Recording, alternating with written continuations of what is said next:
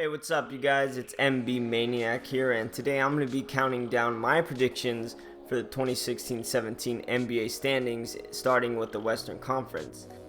Now, today I'm only going to be covering the 15th seed through 11th seed, but it was actually a lot harder to make these decisions than I thought because all of these teams are kind of in the same place, a lot of young players with a couple veterans here and there. And the reason it's so difficult to predict is because it only takes one player to emerge, like as a superstar or potential superstar, to really, make these teams go up and down the standings, So let's get into it, man.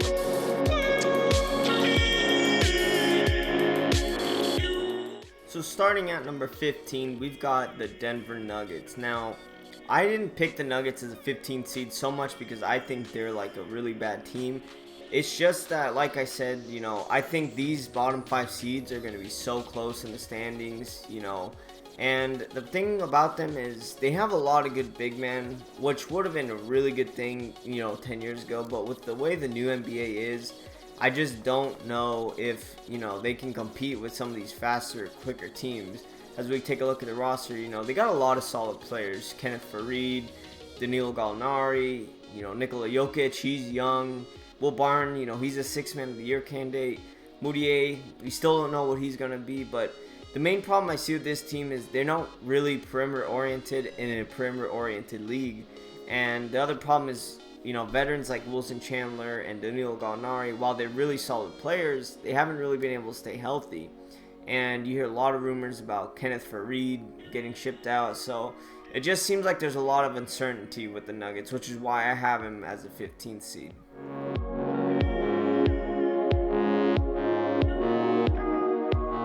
At number 14, I've got the Sacramento Kings. Now, the reason I put the Sacramento Kings so low is because their franchise hasn't given me any reason to move them up whatsoever, They had a better season last year with a record of 33-49, but they lost Rondo, which I thought they should have tried to keep him because I thought he played really well for them. DeMarcus seemed to get along with him really well. As we take a look at their roster, everyone knows DeMarcus Cousins is a beast. He's the best center in the league, but he's been vocally unhappy about his situation, and with another good player like Rudy Gay already saying that he doesn't plan on returning, it just shows that this, organization is not really stable. And, I think that they'll probably have a decent start like they do every year. And then, Cousins will get some texts and yell at some coaches or get his coach fired. And, I don't really believe in the organization. I don't think it's a player's fault. I do think Cousins would be better suited if he went to another team. As we take one last look at the roster, I mean, yeah, they added some good veterans like Aaron Aflalo and Ty Lawson, but nothing enough to make me think that they're actually going to put together a pretty good season.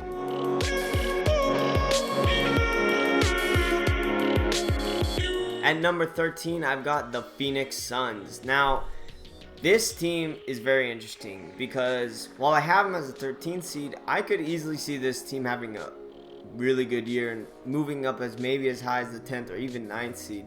The reason for this is because, number one, they're healthy, Bledsoe and Brandon Knight both got hurt most of last year, which was probably a good thing because it ended up letting this young man, Devin Booker, show the league that he could be a potential superstar. I mean, he had a spectacular rookie season in my opinion. And being able to put him now with a Brandon Knight and an Eric Bledsoe, those are two really good guys to learn from, and they'll have a nice three-headed monster. Now, there is a problem there, obviously, just like they had a couple years ago when they had Isaiah Thomas and Dragic and Bledsoe. Obviously these guys, all three of them are capable of playing starters minutes, so I think I wouldn't be surprised if I saw one of them get shipped out.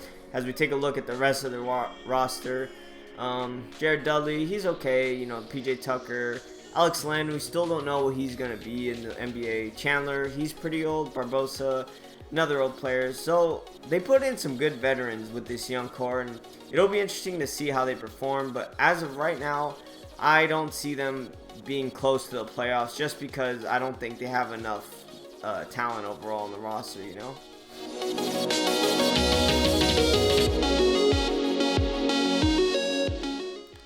at number 12, I've got my team, the Los Angeles Lakers. Now, I honestly think the Lakers are going to be so much better than people think.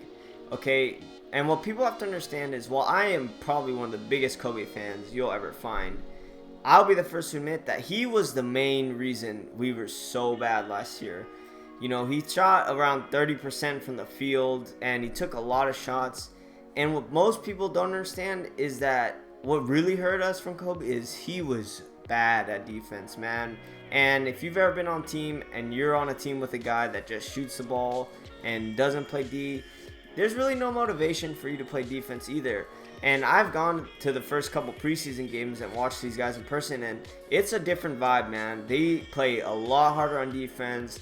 You know, although Luol Deng and the $16 million man, Timothy Mozgov, are not, you know, all-star type players, they've played really well. And I like Deng. I've always thought he's underrated. And, you know, Mozgov, he's looked really healthy in the games that I've seen. You know, he's doing what he was brought here to do. He seems to be really good at protecting the rim still. And, you know, they have some other good pieces like Jose Calderon, Marcelo Huertas, you know. I mean, good fillers, you know. Definitely not starting types, but the main reason I think this team could potentially finish higher than this is D'Angelo Russell. From what I've seen in the preseason, he is going to be a beast, man. I mean, he's just shooting the ball with so much confidence. You know, he plays a lot like Steph Curry. And then they drafted this man, Brandon Ingram. And he started off pretty slow. But I think he's definitely shown a lot of improvement. And I think the X factor as to whether or not they can go above this 12 seed is how fast Russell and Ingram develop. I do like Randall, but I got to be honest, you know, in the preseason, I just don't see much intensity from him. I think he kind of takes a lot of plays off. He doesn't really seem to be playing a lot of defense. And I would even think about starting Larry Nance Jr. just to maybe get Randall's motor going. But it'll be interesting. You know, the Lakers have a lot of flexibility in this lineup, a new coach, and I just think even though this year might not be that good, the future is so bright for this team, man.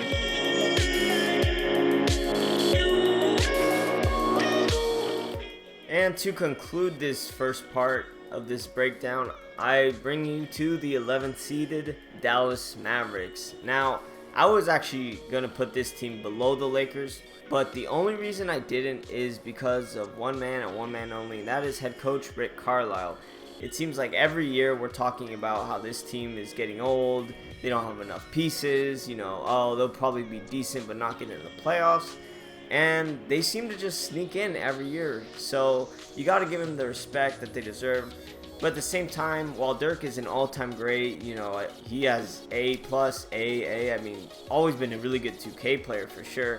I think this is the year we're going to see him really start to decline in his skills because he's really starting to get up there in age. You know, no disrespect. It just happens, man. It happened with all the greats. And you see, they also signed Harrison Barnes to that huge contract, which I think was a mistake because I personally don't think he's going to emerge into an all-star. You know, he'll be a good player, but I don't see him averaging more than probably 15 to 18 points a game at the most. But, you know, we'll see if he proves me wrong.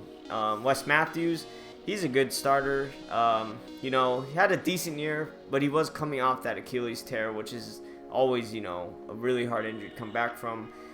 But the main problem with this team is their lack of center depth. And while Bogut is a decent center, you know, I doubt he'll stay healthy the whole year.